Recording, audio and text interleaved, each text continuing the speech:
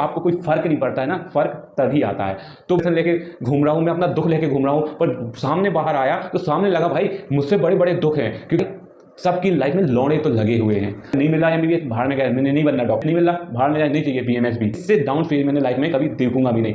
मेरा सिलेक्शन हो ना हो, मैं पढ़ूं ना पढ़ूं, पर मेरी लाइफ स्टाइल एक अमीर जैसी ही होगी। ये चीज़ें मैं सीखूंगा बाहर, पर हार नहीं मानूंगा। जब भी आपको डिमोटिवेट हो तो हमेशा कहना अपने मन से झुकेगा नहीं साला। अगर उसे भाव मत, उसे अपनी ताकत बनाओ, उसमें उसका घाटा मेरा कुछ नहीं जाता। जालिम दुनिया है, ना तो आपको जीने देगी ना मरना के। आपको आप सोचने का टाइम मिला है, आप अच्छे से सोचिए लाइफ में करना क्या है, कैसा क्या डिसीजन लेना, अच्छे से सोचिए। ये अपॉर्चुनिटी हर किसी को नहीं आती। कभी अपनी लाइफ में एक्सपेक्ट नहीं किया था कि मुझे भी ऐसा हो सकता है, क्योंकि मैं जिस रूम में मैं पढ़ता था उस रूम में मुझे घबराहट होती थी बहुत बुरी तरह से, बेचैनी, ऐसा लगता था मेरी सांसें नहीं निकल रही है, सब कुछ खत्म लाइफ में। मैं समझ सकते हो कि मैं पेपर में क्या कर रहा हूँ। आपका नहीं हुआ है ना सिलेक्शन, तो आप एक बार घूमने जाइए। यस सो हेलो एवरीवन, मैं हूं आपका अपना कामना BMS first year student from Gwalior. आप सभी ने थंबनेल में पढ़ ही लिया होगा ये वीडियो किस टॉपिक के रिगार्डिंग है। अगर मैं एक शब्द में कहूँ I am a big loser, तो ये कहना कहीं ना कहीं गलत नहीं होगा, क्योंकि कैसे मैंने अपनी लाइफ के 5 साल बर्बाद किए हैं इस नीट के चक्कर में, और एट द एंड मुझे बीएमएस में ही आना पड़ा। अगर मुझे पहले ही बीएमएस लेना होता तो मैं 4 साल पहले ले लेता, और आज के टाइम में मेरी इंटर्नशिप चल रही होती। अगर मैं ये सोचूँ तो ये बहुत ही ज़्यादा गलत होगा, बहुत ही ज़्यादा गलत, क्योंकि बहुत से बच्चे ये होंगे उनके कई सारे ड्रॉप हो गए होंगे, 2 या 3 ड्रॉप हो गए होंगे, वो भी यही फेज में होंगे। बीएमएस लेना ही होता तो मैं 2 से 3 साल पहले ही क्यों न ले लेता। सो गाइस, ये सोचना आपका सबसे गलत सोचना है। लाइफ में हमेशा आपके अकॉर्डिंग नहीं होता, लाइफ में वही होता है जो ऊपर वाला करवाता है, ठीक है। आप उसकी मर्जी के बगैर कुछ भी नहीं कर सकते। अगर आपका सिलेक्शन नहीं हुआ है ना, तो कहीं ना कहीं आपका ऊपर वाले ने कुछ अच्छा लिखा है, आप कुछ अच्छा करेंगे, और आपके अंदर का हुनर केवल आप जानते हो, ना कि आपके माँ बाप जानते हैं। आप लाइफ में एमबीबीएस से बहुत बहुत बहुत 10 गुना अच्छा कर सकते हैं, और किसी भी फील्ड में कर सकते हैं। हो सकता है बहुत सारों का इंटरेस्ट ना हो, लाइक मेरे जैसा। हो सकता है वो बहुत अच्छा डॉक्टर बनना चाहते हो एमबीबीएस करके, तब भी उनका सिलेक्शन नहीं हुआ, वो हार मत माने, तो वो एक बार प्रिपरेशन कर सकते हैं। अगर ड्रॉप ज़्यादा हो गया तो आप बीएमएस में अपना कैरियर चूज कर सकते हैं। आप बीएमएस में भी बहुत अच्छा कर सकते हैं, यकीन मानो बहुत अच्छा कर सकते हैं। बस आपको उसके बारे में थोड़ी जानकारी होनी चाहिए सही से। किसी फालतू के सीनियरों से सुनना या अपने सीनियरों से सुनना, तो वो तो यही बोलेंगे भाई बीएमएस मत करो, भाई तक प्राइवेट कॉलेज से एमबीबीएस कर लो, यही डायरेक्शन देंगे, क्योंकि उन्होंने खुद नहीं पढ़ाया, तो घंटा बताएंगे वो ढंग का। सिंपल सी बात है। अभी ये सब मुद्दे में मैं बात नहीं करना चाहता हूँ, ये सब मुद्दा मैं आपके सेपरेट वीडियो में बताता जाऊँगा। आप कमेंट कर देना कि बीएमएस के रिगार्डिंग आपको क्या क्या इन्फॉर्मेशन चाहिए, कैरियर अपॉर्चुनिटी के बारे में, कॉलेज की लाइफ के बारे में, जो भी जानकारी चाहिए आप कमेंट करके बता दें, मैं उसके रिगार्डिंग सेपरेट वीडियो बनाता जाऊँगा। तो चलिए, मैं ज़्यादा आपका टाइम बर्बाद नहीं करना चाहता हूँ, और सबसे पहले मैं उन बच्चों को बधाई देना चाहता हूँ जिन बच्चों का एमबीबीएस में सिलेक्शन हो चुका है। उन्हें सच्चे दिल से हमारी तरफ से बहुत बहुत बहुत बहुत शुभकामनाएं। तो बस अब 2 से 3 महीने खूब चिल करिए, जहाँ घूमना वो करिए, जो तुम्हारी विशेष वो सारी करिए। ये जो आपने कंट्रोल कर रखा था अब उसको अनकंट्रोल कर लीजिए। अब आज़ाद हो गए हो तुम, और अब आप हर चीज़ के लिए हकदार हो गए हो। तो और जिन बच्चों का नहीं हुआ है सिलेक्शन, वो भी थोड़ा चिल करिए, ठीक है। देखो, जीत की खुशी तो हर कोई मनाता है, आप हार की खुशी कभी मना के देखिए, अच्छा लगेगा। और जब आप हार को सेलिब्रेट करने लगे ना, तो आप डेफिनेटली बहुत ऊपर जाओगे, क्योंकि तुम्हें गिरने से डर नहीं लगेगा फिर, ठीक है। और जो आदमी गिरने से डरता नहीं है वही ऊपर जाता है। जिन बच्चों का हुआ नहीं है, तो वो ये समझ लो कि ये आपको ऊपर वाले ने बहुत अच्छा सबक दिया है। हो सकता है कि आप आगे गिर सकते हैं, तो ऊपर वाले ने आपको पहले ही गिरा दिया। अब इससे क्या हुआ, आप स्ट्रॉन्ग बनते जाओगे। मैं ऐसा क्यों बोल रहा हूँ उसका मैं बताता हूँ, अपने से रिलेट करके बता रहा हूँ, इसलिए जो बोल रहा हूँ मैं दिल से बोल रहा हूँ, क्योंकि ये सब मैं फील किया हूँ, इसलिए अपनी फीलिंग बयां कर रहा हूँ आपके द्वारा। इसलिए मैं ये वीडियो बना रहा हूँ कि कुछ बच्चे ये सोच रहे हैं भाई मैं एमबीबीएस कर लेता तो ये कर लेता, वो कर लेता, फलाना ठिकाना। भाई एक बात बताऊँ, एमबीबीएस ही सब कुछ नहीं है, ठीक है। कुछ मेरी तरह बच्चे होंगे जो एमबीबीएस से करना चाहते थे, बाकी उनका कैरियर या फोकस कुछ अलग ही है। कोई अच्छा पेंटिंग करना जानता हो, कोई अच्छा सिंगिंग करना जानता हो, अलग अलग डाइवर्सिटी है। ये आपका हुनर आपके अंदर ही है, आपको ही पता रहे, तो आप अपने पैशन को, अपने हुनर को फॉलो करिए। मैं आपको रास्ते से भटका नहीं रहा हूँ, सच्चाई बता रहा हूँ, ठीक है। क्या है, एक ये भीड़ लगी हुई है कि यस मेरा बच्चा डॉक्टर होना है, तो भेड़िया चाल में हमें भा दिया है, हम बह रहे हैं, ठीक है। और कुछ लोग सीरियसली डॉक्टर बनना चाहते हैं एमबीबीएस, और उनका नहीं हुआ है, तो आप अदर फील्ड में भी अगर जाओगे ना, आप वहाँ पर रॉक करोगे, क्योंकि आप इतने सॉलिड हो चुके हो, क्योंकि आप पहले ही गिर चुके हो। आपके अंदर जो आग है ना, अब जो आग है वो निकलेगी आपको। अब जो भी करोगे ना, आप उसको अलग लेवल पर ही करोगे और आप उसमें रॉक करोगे। अगर मान लो आप अगर ड्रॉप लोगे ना, उसमें इतनी मेहनत करोगे शायद आपने लाइफ में कभी नहीं की, क्योंकि अब ये आग निकली है ना तुम्हारे जहन से, तो अब उसकी मेहनत का फल ही अलग होता है। तो देखना आपका रिजल्ट 100% एज़ कम्पेयर टू पिछले सालों से बहुत अच्छा आएगा और आपका 100% नीट में सिलेक्शन होगा। ठीक है, अगर आग ही नहीं कर रही है फिर चाहे जितना ड्रॉप ले लो तो कोई मतलब नहीं है। अगर किसी के कहने से अगर आप ड्रॉप लेते हो तो कभी तक भूल जाओ, नहीं होगा सिलेक्शन। तो अभी तो मैं कुछ नहीं कहूँगा, अभी तो सिर्फ आप चिल करिए, क्योंकि थोड़ा दिमाग को एक्सप्लोर कीजिए, थोड़ा लोगों के साथ इंटरेक्ट कीजिए कि उनकी लाइफ भी क्या है, आपको पता पड़ेगा कि MBBS ही सब कुछ नहीं है। ये मैंने बहुत अच्छे से रियलाइज़ किया है, इसलिए मैं अपना एक्सपीरियंस आपके साथ शेयर कर रहा हूँ। तो जैसे कि गाइस मैंने 2017 में अपना 12th पास आउट कर लिया था, तो 2017 से 2018, चूँकि 2018 में मुझे नीट का पेपर देना था, तो 1 साल की जर्नी के लिए मैं इंदौर चला गया। ठीक है, अब इंदौर गया तो इंदौर की नीट की प्रिपरेशन करने, तो मुझे ये भी मालूम नहीं था कि क्या क्या आता है, क्या नहीं पढ़ना है, कौन सी बुक्स पढ़ना है, ये सब कुछ वगैरह मालूम नहीं था। तो इसलिए मैंने कोचिंग ज्वाइन कर ली। उस टाइम मेरा पैसन कुछ अलग ही टाइप का था कि हनी सिंह तो अभी भी मेरा गुरु है, उसके बारे में कोई भी बोलता है तो मैं लगता है उसको फोड़ दूँ। ठीक है, फिर कोई भी हो। तो उस टाइम मैं सॉन्ग राइटिंग करता था, सॉन्ग कंपोज करता था, रैप लिखता था, और वहाँ पर जाते ही इंदौर में थोड़ा मुझे आज़ादी मिली। ठीक है, आज़ादी मिलने के साथ साथ कुछ ऐसे बच्चे मिले म्यूजिक ब्रांड के, तो उनसे सारा कम्युनिकेशन हो गया। तो वहाँ पर मैं गिटार सीखने लगा और अपना रैप बाजी करने लगा। मतलब कि थोड़ा वहाँ पर उस लाइन में कि हाँ मेरा ड्रीम था कि मतलब कि ये हनी सिंह टाइप एक मतलब वो करना है, अपना मुकाम पाना है मुझे, नेक्स्ट हनी सिंह मैं ही हूँगा। तो ये सब चल रहा था माइंड में, तो इसलिए मैं नीट पे ज़्यादा फोकस ना करके मैं यहाँ पर ज़्यादा फोकस करने लगा। तो फिर जब नीट का पेपर हुआ तो मेरा रिजल्ट क्या आया, 219 नंबर, जो मुझे लपक के जो डांट मिली कि 1 साल में क्या पढ़ा, तो अपन को कोई फ़र्क नहीं पड़ा भाई। ये कहो कि मैं ढीठ ही था एक प्रकार से, तो अपने को कोई फ़र्क नहीं पड़ा कि हाँ ठीक है, क्योंकि मुझे ये थोड़ी करना है, तो मुझे तो अपने अलग ही कैरियर दिख रहा था। क्योंकि मैं ये सब बातें अपने कि मुझे ये करना है, रैपिंग करना है, सॉन्ग राइट करना है या फिर सिंगिंग करना है, ये सब मैं अपने पेरेंट्स के साथ शेयर नहीं कर सकता था। क्यों?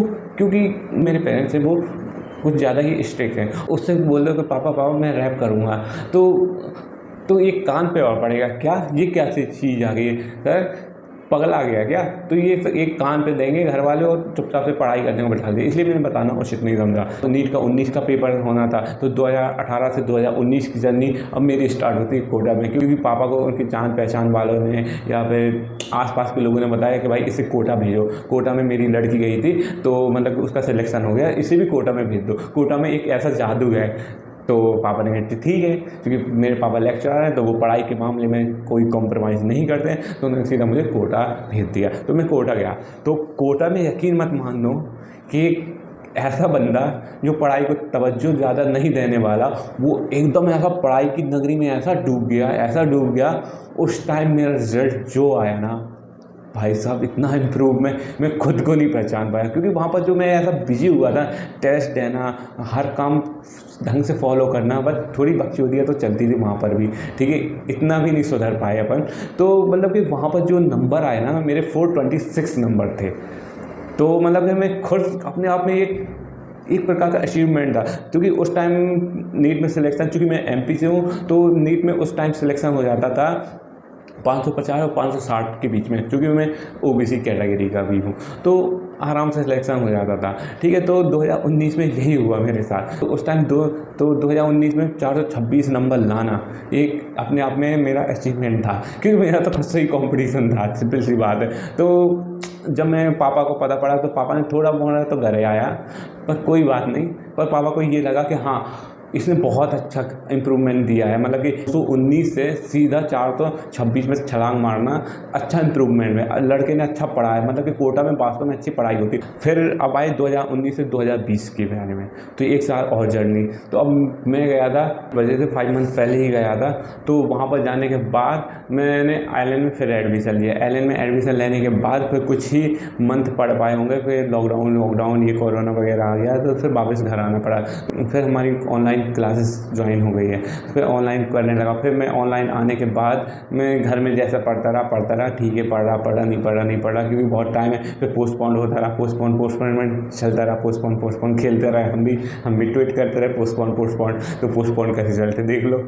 ठीक है, तो तुम फिर मेरे 2020 में आए थे 513 नंबर, तो फिर सिलेक्शन नहीं हुआ अनफॉर्चुनेटली, क्योंकि कट ऑफ तो वही 550 560 के बीच में ही जाना था। MP से हूँ चूँकि, तो नहीं हुआ। फिर सोचा कि चलो यार एक बार और ट्राई मारते हैं, बहुत तगड़े से मेहनत करते हैं।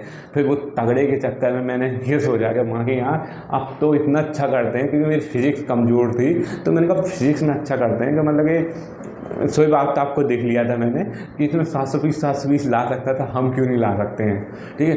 तो इस प्रकार मैंने फिर डिसीजन लिया 21 में कि भाई जब बंदा 720 में 720 ला सकता है तो मैं 700 तो ला ही सकता हूँ। अरे 700 नहीं लाया तो 650 तो ला ही सकता हूँ। इसलिए मैं दिन रात फिजिक्स पढ़ूंगा, क्योंकि मेरी फिजिक्स ही कमज़ोर थी।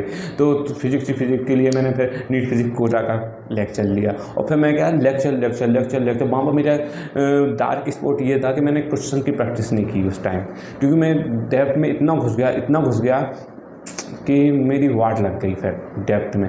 तो इतना फिजिक्स पढ़ा, और मैंने मतलब ये समझ रहे हो ना, मतलब ये कहते हैं ना, जब आप ज़्यादा डेप्थ में घुसोगे ना और घुसते जाते हो तो आप अपनी लीग से हट जाते हो। तो मैं वही हुआ, ज़्यादा अच्छे के चक्कर में मैंने अपना सिलेक्शन भी खो दिया। तो उस टाइम मेरे आए थे फिर 21 में 492 नंबर, ठीक है। इतने नंबर आने के बाद फिर मैंने कहा अब नहीं भाई, अब तो सिलेक्शन लेना, अब और अच्छे से तैयार करूँगा, अब इस बार हो जाएगा, मतलब आराम से हो जाएगा। तो फिर फाइनली 22 का एग्ज़ाम देना था मुझे। फिर फाइनली मैं 22 का एग्ज़ाम देने के लिए फाइनली प्रिपेयर हुआ, अपने आप को खुद मोटिवेट किया कि ये कर सकता हूँ, वो कर सकता हूँ। टॉपर टॉक्स देखे, सबके अच्छे मोटिवेशन लेक्चर देखे, और संदीप माहेश्वरी को देखा, ये देखा, वो देखा, प्रकार का स्टेमिना बढ़ गया, आई कैन डू यस। तो वो है ना संदीप माहेश्वरी का, मतलब सब आसान है। तो भाई सब आसान के चक्कर में मैं लौटने लगी। जो 22 की जर्नी है वो मेरे लिए लाइफ की सबसे ख़तरनाक जर्नी हुई थी। 22 में एक्चुअली वो हुआ जो मैंने कभी अपनी लाइफ में एक्सपेक्ट नहीं किया था कि मुझे भी ऐसा हो सकता, क्योंकि मैं इतना चिल होने वाला इंसान, कोई टेंशन ना लेने वाला इंसान, आराम से ऐसा भी हो सकता, क्योंकि एग्ज़ाम के 2 मंथ पहले मैं इतना टेंशन, इतना डिप्रेशन में पहुंच चुका था कि मतलब ये समझ लो कि मतलब मैं अकेला रह नहीं सकता था। मतलब कि अगर मम्मी खाना किचन में बना रही है ना, तो वहाँ पर कोने में हाथ कपकपा रहे, पैर कपकटा रहे, ऐसे इस फेज़ में था। अकेला रहना मुझसे गवारा नहीं था। घर में जिस रूम में मैं पढ़ता था उस रूम में मुझे घबराहट होती थी, बहुत बुरी तरह से बेचैनी, ऐसा लगता था मेरी सांसें नहीं निकल रही है, सब कुछ ख़त्म लाइफ में, मैं क्या कर रहा हूँ क्या नहीं, मतलब बहुत ही ख़राब फेज़ था मेरी लाइफ का। वो जो पेरेंट्स हैं मेरे, उन्होंने बहुत साथ दिया था कि मतलब अरे MBBS कोई थोड़ी कुछ है, अरे जिसमें होगा हम उसी में खुश हैं, अरे नाम के आगे डॉक्टर तो लग ही जाएगा, बस हमें तो डॉक्टर चाहिए, हमें कुछ नहीं चाहिए MBBS BDS कर लेना, BDS में तो हो ही जाएगा, या फिर BMS कर लेना, इसमें हो जाएगा, नहीं तो वेटनरी में तो कर ही लेना, वेटनरी में हो जाएगा। सब ऑप्शन थे मेरे पास। तो फैमिली का मेरे साथ अच्छा सा सपोर्ट था, और लकीली मेरे फ्रेंड भी बहुत अच्छे थे, और मैं कभी भी कॉल करता था रात को 2 बजे 3 बजे या फिर कभी भी कॉल करता था तो वो मेरा साथ देते थे भाई, समझाते थे मुझे। और ये मानो अगर वो मैं वहाँ पर टाइम वेस्ट नहीं करता दोस्तों में, तो पता नहीं मैं होता भी आज कि नहीं होता। अगर वो नहीं होते मेरे दोस्त वगैरह, और मतलब कि फैमिली का सपोर्ट नहीं होता, और अगर मैं दोस्तों में टाइम वेस्ट ना करता बात कर करके, तो शायद मैं आज यहाँ पर होता भी नहीं। सिंपल सी बात है, खुली किताब है, साफ बोल रहा हूँ। तो इस कारण मेरा रिजल्ट इतना डाउन हुआ कि जो आते हुए क्वेश्चन थे ना नीट के, वो भी गलत हो गए। तो मेरा मार्क्स ऐसा डाउन हुआ, 492 से डायरेक्ट गाड़ी गिरी मेरी 419 में। ठीक है। अब पहले, और जब मैं पेपर देकर आया, और पता है जब मैं पेपर देकर आया ना, डिप्रेशन में 2 महीने में जो चल रहा था, जब मैं पेपर मिलान कर रहा था ना, टिक लगा रहा था ना, तो मैंने ऐड कितने किए थे कि भाई कितने नंबर आ रहे हैं, 350 नंबर। मतलब कि ये भी होश नहीं था मैं क्या मिला रहा हूँ क्या नहीं। अब समझ सकते हो कि मैं पेपर में क्या कर रहा हूँगा उस डिप्रेशन के फेज़ में, कि क्या कर रहा हूँगा क्या नहीं। और जब पेपर ही मिलाया तो 350, मैंने हार मान ली कि अब कुछ भी नहीं होने वाला, BMS भी नहीं मिलने वाला अपने को कुछ। आफ्टर द नीट में डिप्रेशन के बाद फिर मैंने एक प्लान बनाया था, मैंने दोस्त के साथ, मैंने कहा चल यार घर में तो घुटन सी हो रही है, क्योंकि 350, क्योंकि उस टाइम थोड़ी मालूम थे ना कि मेरे 419 नंबर आ रहे हैं, 350, जिसमें मतलब कि सारी कैरियर अपॉर्चुनिटी सब खो दी मैंने। अब मेरे पास कुछ नहीं रहा था उस टाइम, कुछ भी नहीं रहा था। तो मतलब कि एक दिन घर में अलग अलग सफोकेशन हो रहा था, घर से अलग ही मतलब कि घुटन हो रही थी। तो फिर मैंने दोस्त को कॉल किया, भाई तू आ जा भाई प्लीज़, तो यार कहीं बाहर चलते हैं यार, मतलब घर से दूर चलते हैं 7-8 दिन के लिए, तो थोड़ा मतलब कि शायद मैं अपने माइंड को रिलैक्स फील करवाऊँ या फिर कुछ मतलब कि मैं दुनिया से कांटेक्ट में आना चाहता था, सिंपल सी बात है। और इसलिए मैं आपसे बोल रहा हूँ कि अगर आपका नहीं हुआ है ना सिलेक्शन, तो आप एक बार घूमने जाइए। ऐसा नहीं है कि सिलेक्शन वाले ही घूमने जाए, जिसका सिलेक्शन नहीं भी हुआ है ना वो भी घूमने जाए। पता है, जब मैं बाद में मुझे रियलाइज़ हुआ मैंने बहुत ही अच्छा डिसीजन लिया है। तो मैं था, मेरे दोस्त थे 2-4, तो मतलब कि हम सभी ने जयपुर जाने का प्लान बनाया। तो ऐसा नहीं रहा कि मतलब मैं घूमने के पर्पज़ में गया हूँ, यहाँ घूम रहा हूँ, किले वगैरह घूम रहा हूँ, मॉल वगैरह घूम रहा हूँ, ये सब मेरा पर्पज़ नहीं था।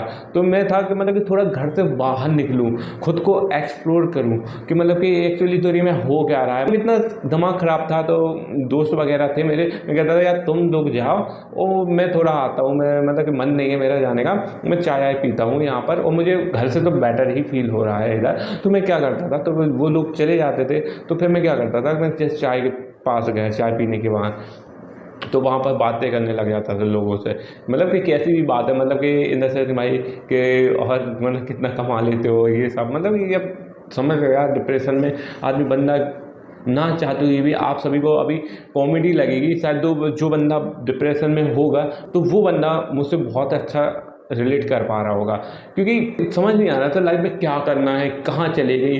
अब एक उम्मीद थी पहले हुआ करती थी, अब उसी चीज़ को रो रहे हैं जो पहले हमारे हाथ में बीएमएस था, पहले कितनी बार मिला, यहाँ तक बीएमएस तो छोड़ो, बीडीएस इतने बार मिला है, 3 बार गवर्नमेंट वो भी छोड़ा है।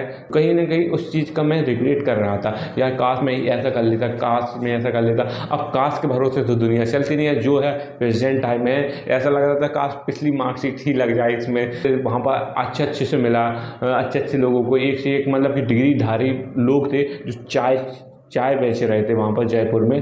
तो मैंने कहा अगर आप इतना पढ़े हो यार, आप कह रहे भाई इसमें अच्छी कमाई है मेरी। और उन्होंने फ़ोटो भी वगैरह बताई है। अरे फ़ोटो से याद आया कि मैं ऑटो से था, तो ऑटो वाला एक मतलब कि इंजीनियर था और उसने अपनी नौकरी उसकी हाथ से चली गई और उसने अपने सर्टिफिकेट बताया अपने मोबाइल में कि मैं इस कॉलेज से पढ़ा हुआ हूँ। अब चूँकि मैं जयपुर इतना ज़्यादा घूमा नहीं था, वो मेरे लिए फ़र्स्ट टाइम था जयपुर, तो मुझे उस कॉलेज का नाम मालूम नहीं है। और अपनी कंपनी में बताता रहा कि मैं बाकायदा उसमें एसी कंपार्टमेंट था, वहाँ पर जॉब करता था, बाकायदा फ़ोटो के साथ प्रूफ, कोई बकचोदी नहीं रहा कि ये मेरा नाम है, ये मेरा आधार कार्ड है और ये देख लो ये मेरी मार्कशीट है, मैं वहाँ का टॉपर रहा हूँ, ये है, आज मैं रिक्शा चला रहा हूँ। तो भाई मतलब मुझे इतना शॉक्ड हुआ कि क्या यार, मतलब मैं अपना डिप्रेशन लेके घूम रहा हूँ, मैं अपना दुख लेके घूम रहा हूँ, पर सामने बाहर आया तो सामने लगा भाई मुझसे बड़े बड़े दुख हैं, क्योंकि बेचारे की शादी है, बच्चे हैं, बाल बच्चे। इधर तो मैं बैचलर हूँ और मैं ये समझ रहा हूँ कि मेरा दुख ही बहुत बड़ा है, मेरा एमबीबीएस में नहीं हुआ। वहाँ पर जाके मुझे ये रियलाइज़ हुआ कि भाई यार ये तो मेरा दुख कुछ है भी नहीं, क्योंकि उनके बीवी हैं, बच्चे हैं, बच्चों को पढ़ाना भी है।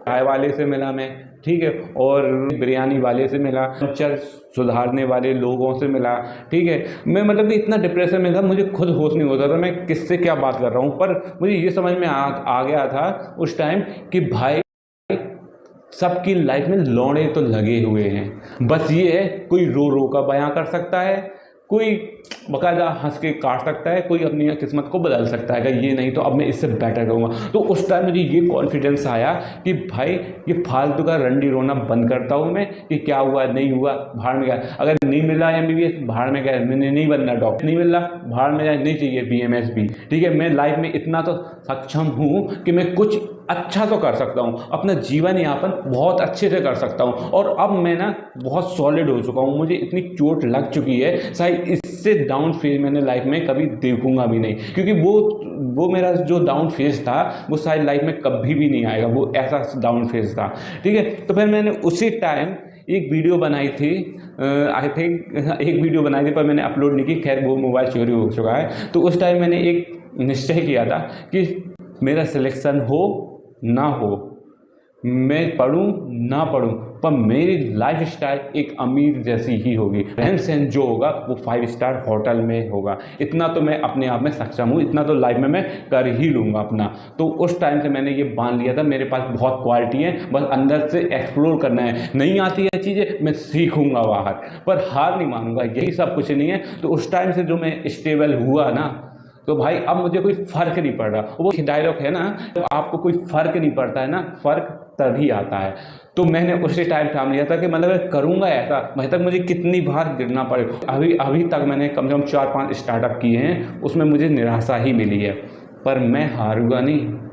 पर मैं नहीं हारने वाला, मैं झुकेगा नहीं, सिंपल सी बात है। अगर जब भी आपको डिमोटिवेट हो तो हमेशा कहना अपने मन से झुकेगा नहीं साला। अगर जब आपको लगे ये नहीं हो सकता तब जरूर बोलना झुकेगा नहीं साला। मतलब कि अलग प्रकार का कॉन्फिडेंस आएगा, मतलब कि नहीं हम तो करके ही रहेंगे। अब मैंने 4 स्टार्टअप किए हैं, 4 स्टार्टअप में फेल हो गया, पर इसका मतलब मैं हार मान जाऊँ? नहीं मानूंगा ना, मैं लड़ता रहूँगा, भिड़ूंगा गिरूंगा, पर यह बहुत से बहुत क्या होगी, जब मर ही जाऊंगा ना, इससे ज़्यादा तो कुछ नहीं होगा ना। पर मैं हार नहीं मानूंगा, सिंपल सा फंडा है मेरा। क्योंकि इन सब से जो मैंने कम्युनिकेट किया था मैंने लोगों के साथ, तो उनके सामने मेरा दुख कुछ भी नहीं था। जब मैंने कहा जब वो अपनी लाइफ को इतनी प्यार से, इतनी हैंडल से, मुस्कुराते हुए हैंडल कर रहे हैं, तो मैं क्यों रोऊं? ठीक है, ये भी लाइफ का एक फेज है, कौन सा हमेशा रहेगा, सिंपल सी बात है। तो उसी टाइम मैंने कसम खा ली थी कि भाई जो होगा होगा। अब मैं करूँगा स्टेप बाय स्टेप अपने मकसद को पूरा। जो मुझे निराशा मिलेगी, जो मिलेगी एक्सेप्टेड करूँगा, पर हार नहीं मानूंगा। पर एक टाइम ऐसा भी आ जाएगा कि छक्का लगाऊंगा। सिर्फ मेरा एक ही मोटो है और मैं उसी मोटो पे अब फॉलो भी कर रहा हूँ। अब जो होगा लाइफ में देखा जाएगा, पर मैं हार नहीं मार रहा हूँ, वो करता जाऊँगा कर रहा हूँ, स्टेप बाय स्टेप चलूँगा। एक में निराशा मिल रही है, दूसरा स्टार्टअप करूँगा, दूसरा में मिल रही है, तीसरा स्टार्टअप करूँगा। अगर बार बार करूँगा तब भी हार नहीं मानूंगा, करूँगा। पर कभी लाइफ में ये रिग्रेट नहीं करूँगा, लाइफ में ये नहीं रहने दूंगा कि यार मैं काश मैं ये कर लेता, काश मैं वो कर लेता, मुझे ये चीज़ नहीं आती थी तो मैं ये सीख सकता था। अब इसका कोई ऑप्शन नहीं है, नहीं आती है सीखूंगा साला, सिंपल सी बात है। पर रुकूंगा नहीं, बिल्कुल सिंपल सी बात है। ये स्टेमिना मिला। तो मतलब कि आप सभी को मैं यही बताना चाह रहा हूँ कि अगर आपका एनीट में नहीं हुआ है ना, तो आप जितना दुख सह रहे हो उसको अपनी ताकत बनाओ। अपने दर्द को, जो अपने आंसू है ना, उसे बहाओ मत, उसे अपनी ताकत बनाओ कि नहीं हुआ आई डोंट केयर, उसकी गलती है, वही पछताएगा, मुझे मेरा एडमिशन नहीं हुआ। ये अप्रोच अपनाओ कि उसमें उसका घाटा, मेरा कुछ नहीं जाता। सिंपल सी बात है, ये अपनाओ, ये अप्रोच अपनाओ। अपने आप को कमज़ोर मत बनाओ। अगर कमज़ोर बन गए तो आप कुछ भी नहीं कर पाओगे, कुछ भी नहीं कर पाओगे। ये जालिम दुनिया है, ना तो आपको जीने देगी ना मरने देगी, आपका शोषण करती रहेगी। इसलिए आप शुक्र मनाओ कि आपको अब सोचने का टाइम मिला है। आप अच्छे से सोचिए लाइफ में करना क्या है, कैसा क्या डिसीजन लेना, अच्छे से सोचिए। ये अपॉर्चुनिटी हर किसी को नहीं आती, जो अपॉर्चुनिटी आज आपको आई है, ठीक है। आंसू को अपनी ताकत बना लो, और बजाय बार बार रंडी रोने से अच्छा एक बार अकेले में जाके रो लो और अपना अच्छा डिसीजन लो कि यस मुझे ये करना है, बस उसी पे फॉलो करना है। गिरूंगा, लड़ूंगा, भिड़ूंगा, गिरूंगा, पर हार मत नहीं मानूंगा।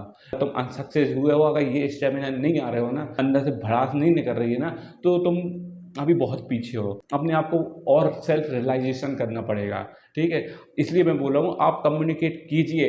आप अगर कहीं पर जाते हैं मत जाइए रिश्तेदारों के पास, ठीक है, मत जाइए, क्योंकि वहाँ पर वही सुनने को मिलेगा। आप बाहर निकलिए, कहीं दोस्तों के साथ ट्रिप पे चले जाइए। वहाँ पर जैसे मैं मिला हूँ ना लोगों से, मतलब ज़्यादा हाई फाई लोगों से मत मिलिए। जैसे मतलब कि जो मतलब कि दुकान चला रहे हैं उनसे मिलिए, जो अपना जीवन यापन कैसे कर रहे हैं ज़रा उनको भी देखिए ना, जिनके पास घर नहीं है उनको भी देखिए, वहाँ से सीख लीजिए। मैं ये जो मैं बोल रहा हूँ ना आपके पास सामने, और जो ज्ञान चोद रहा हूँ ना, ये सब मैंने सेल्फ रियलाइजेशन किया है देख देख कर। अगर मैं उस टाइम अगर जयपुर नहीं जाता ना, तो ये सब एक्सपीरियंस नहीं कर पाता, समझ रहे हो। यही रड़नी रोना लगा रहता, हाँ ठीक है, ये स्टेमिना नहीं आता। आज मुझे इतना स्टेमिना है कि लाइफ में मैं बहुत अच्छा करने वाला हूँ, बहुत अच्छे करने वाला। भले तक हालात आज मेरे साथ नहीं है, पैसा मेरे साथ नहीं है, पर एक दिन रॉक तो अपन ही मानेंगे। आने वाला जमाना अपना ही है, उस दिन हर कुत्ते के दिन भी आएगा, तो एक कुत्ता मैं भी हूँ, मेरा भी दिन आएगा, सिंपल सी बात है। तो ये स्टेमिना है बस, इसलिए अपने को कोई फर्क नहीं पड़ता। तो मेरे यार दोस्त बोलते हैं क्लास में कि यार तुझे टेंशन ही नहीं होती। अबे टेंशन होती है दिमाग में, जतानी नहीं पड़ती है किसी को टेंशन, सबके सामने खुश रहता हूँ। पर दिमाग ये है ना, दिमाग बड़ा खुराफाती रहता है, दिमाग में क्या क्या चल रहा है। लोग जो क्लास में है बच्चे, तो वो बोलते हैं कि यार रूम में क्या करेंगे, बोर हो जाते हैं। इधर चला इतना टाइट शेड्यूल्स है, इतना टाइट शेड्यूल है मेरा कि मुझे बिल्कुल भी टाइम नहीं मिलता। दिन कैसे निकल जाता है अपने सपनों को पूरा करने में पता ही नहीं पड़ता है, और लोग यहाँ पर बोर होते हैं। क्यों? क्योंकि मैंने अपना सेल्फ रियलाइजेशन बहुत पहले कर लिया है। भले तक मैं लेट हुआ हूँ 5 साल, पर इनके कंपेयर में मैं आज बहुत सही कगार में हूँ। मतलब कि जो आज ये बच्चे हैं मेरे साथ बच्चे, मैं किसी का क्रिटिसाइज नहीं कर रहा हूँ, बस एक कंपेयर कर रहा हूँ थोड़ा सा हल्का, आपको जिससे रियलाइज करवा सकूँ कि मतलब कि आपको एक अपॉर्चुनिटी मिली है। अगर आप फेल हुए हैं ना, तो इस अपॉर्चुनिटी मानो। हर किसी के पास ये अपॉर्चुनिटी नहीं होती है, तो मैं उसी को रियलाइज करवाना चाह रहा हूँ। उस टाइम अगर नीट में हो जाता तो बस अपनी लाइफ बढ़िया चंगी चलती, जैसे वो रवि शंकर हॉस्टल में रहता हूँ अभी, तो वैसे ही जीता और बच्चों की तरह। कोई कन्फ्यूजन, कोई लाइफ सब सेट थी, MBBS करता, पढ़ाई करता थोड़ी बहुत और आराम से लाइफ जीता। पर नहीं हुआ है, तो उससे मुझे बहुत कुछ सीखने को मिला है कि नहीं, अब मेरा हर चीज़ का देखने का पॉइंट ऑफ व्यू बदल गया है, देखने का नज़रिया, सोचने का नज़रिया बदल गया है। अब क्लास में क्या है, क्लास में लोग बोलते हैं बोर हो रहे हैं, ये हो रहे हैं, वो हो रहे हैं। मैंने कहा, मन में सोचता हूँ कि मैं तो कभी बोर नहीं होता, मेरे पास इतना टाइम ही नहीं है कि मैं ये कर लूँ, मैं बोर हो सकूँ। मैं फालतू की बकचोदी में टाइम भी नहीं देता हूँ। जो मेरा टाइम छूटा है ना 4 से 5 साल, उसको रिकवर करना है मुझे 1 या 1.5 साल में, क्योंकि जो मैंने जो चीज़ खोई है ना, अब मुझे वो 1 से 2 साल में रिकवर कर लेनी है। और जो बच्चे जो मेरे साथ के बच्चे हैं, उन्हें ये चीज़ अभी रियलाइजेशन नहीं हुआ, उन्हें होगा आफ्टर द 4-5 साल बाद उन्हें रियलाइजेशन होगा। और जब तक उन्हें रियलाइजेशन होगा, उनसे मैं कितना गुना आगे हो चुका हूँगा। तो यही सब बताना चाह रहा हूँ कि आपको एक अपॉर्चुनिटी मिली है, आप सीरियस एक्सपीरियंस है, आप सीरियस एक्सपीरियंस थे, तो आपका किसी कारणवश नहीं हुआ है, तो आपको एक अपॉर्चुनिटी मिली है। अगर फेल हुए हो, फेल को भी आप एक अपॉर्चुनिटी मानकर ही चलिए, ठीक है। ऊपर वाले ने ये आपको एक अपॉर्चुनिटी दी है, ठीक है। तो इसको सही से यूज करो, अपने आप को पहचानो, सेल्फ रियलाइजेशन करिएगा, ठीक है। तो और मैं ज़्यादा कुछ नहीं कहूँगा, आगे वाले टॉपिक में और बताता जाऊँगा, ठीक है। जब तक के लिए नमस्कार, बाय बाय।